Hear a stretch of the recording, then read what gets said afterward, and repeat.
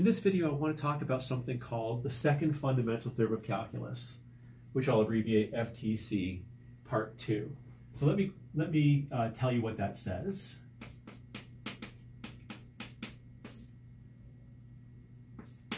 If f is a continuous function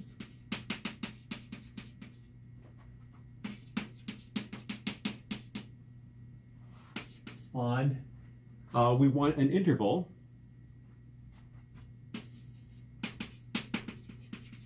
containing the value x equals a,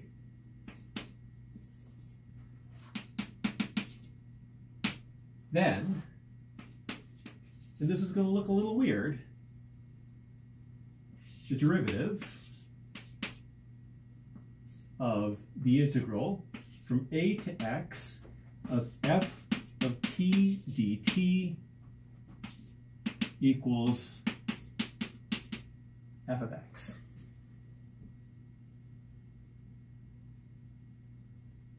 Let's go ahead and see what the heck that means.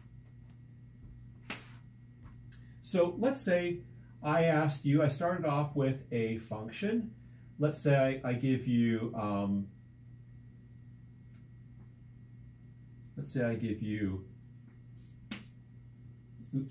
t squared, and we'll take the integral from x equals a to x equals x.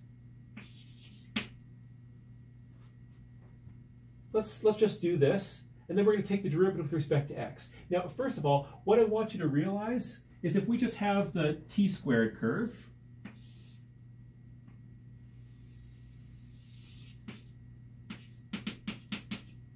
and let's say x equals a is right here, and we'll call, I'm using notation a little bit here, we're going to go from a to x.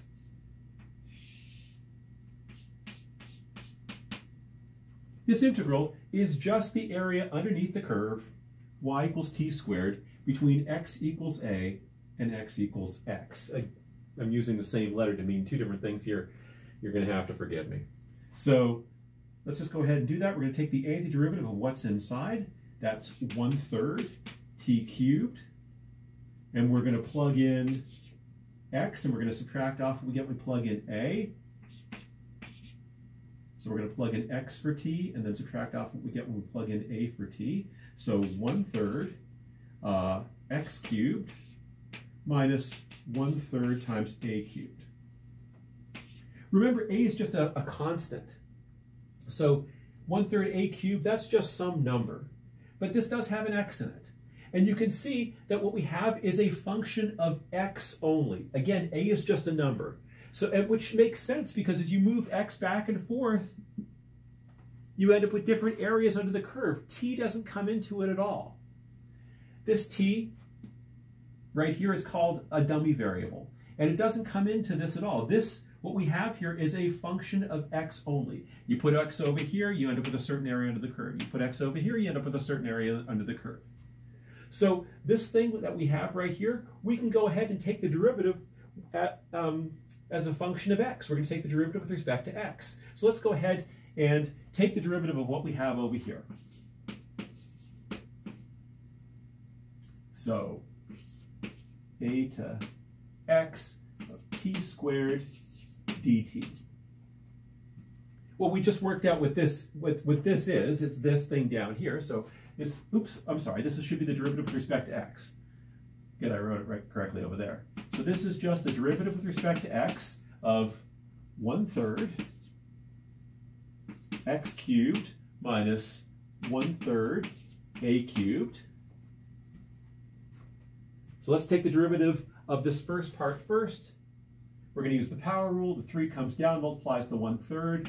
You just end up with a 1. The 3 becomes a 2. X squared minus, we take the derivative of this whole thing. This is just a constant. A is just a number. So 1/3 a cubed is that's just a number. So we take the derivative of a constant, we get 0. So we end up with x squared. Now I want you to look right here, and I want you to look inside here. Or equivalently, inside here. all that happened, you saw that we took the antiderivative, we plugged in what was up here, we subtracted off what we got, we plugged in what we got when we, when you plug in what's down here, and you took the derivative again. It's not too surprising that if you start by taking the antiderivative and then the derivative, you get back where you start, which is all this says.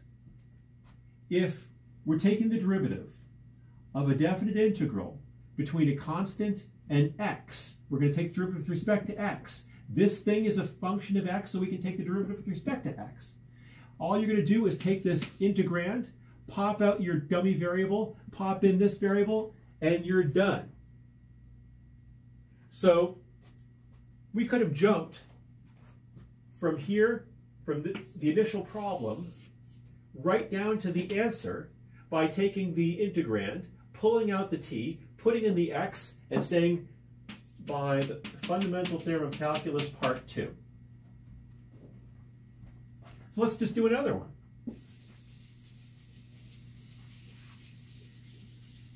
Let's say I gave you the derivative with respect to x of the integral from 1 to x of e to the t squared dt. So what we have here is the area under the curve e to the t squared between x equals 1 and x equals x.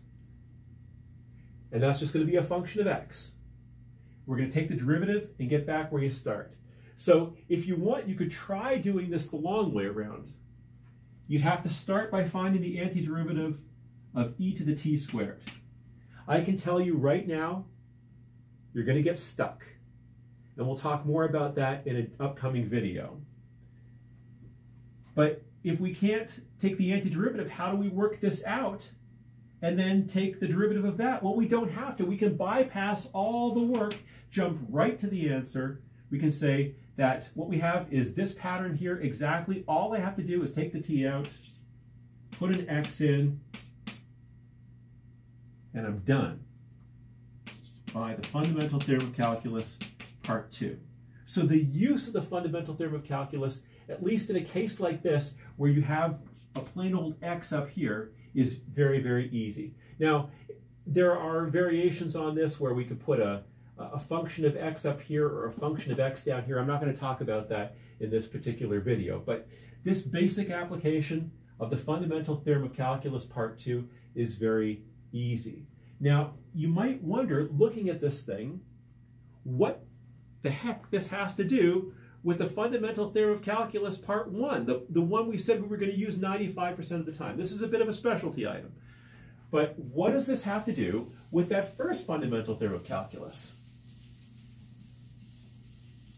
So let me just write down the conclusion to the first fundamental theorem of calculus, or at least mostly just the conclusion. So if I'm leaving out some of the hypotheses.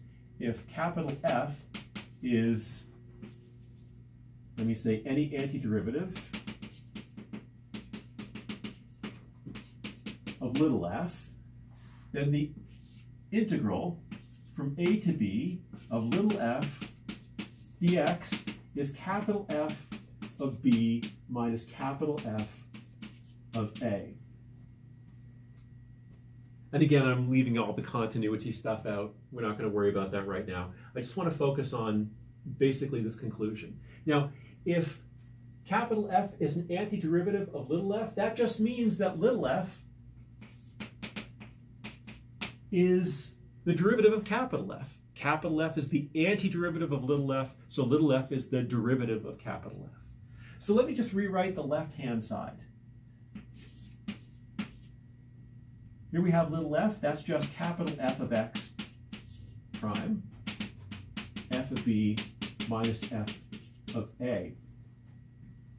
So look what's happening on the left-hand side. You start off with f. You take a derivative. Then you take an integral. And the right side is written just in f again. So if we think of taking the derivative as a step forward. So here I am at capital F.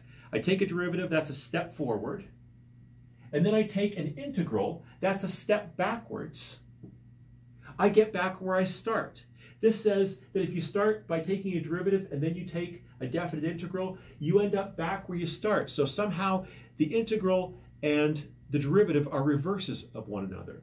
Look what happens over here in the fundamental theorem of calculus part 2. You start off with little f. You do an integral. That's a step backwards. That's a step backwards. And then you take the derivative. That's a step forwards. And look where you are. You get back where you start with little f. So over here, you have a step forwards followed by a step backwards. You get back where you start, capital F. Over here, you start with little f. You take a step backwards followed by a step forwards. You get back where you start. So the fundamental theorem of calculus, part 1 and part 2, say that definite integration and derivative are in some sense reverses of one another. Now the limitations on that are really a very interesting study, but it's beyond the scope of this Calculus 1 course.